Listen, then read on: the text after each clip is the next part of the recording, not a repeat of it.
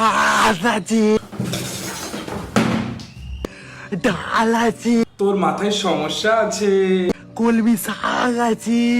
কলমি শাক আছে। জানি আমি ওর মতো পারবো না ভাই।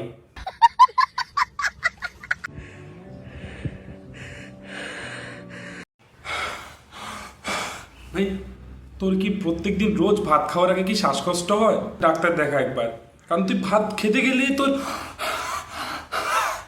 এমন কেন করিস ভাই? ভাত আছে।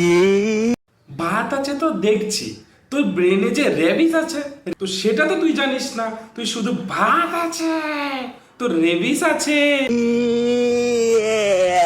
প্লিজ এমন করিস না, তুই যেমন করছিস তোর ঘু তো পিছন দিয়ে না মুখ দিয়ে বেরিয়ে চলে আসবে।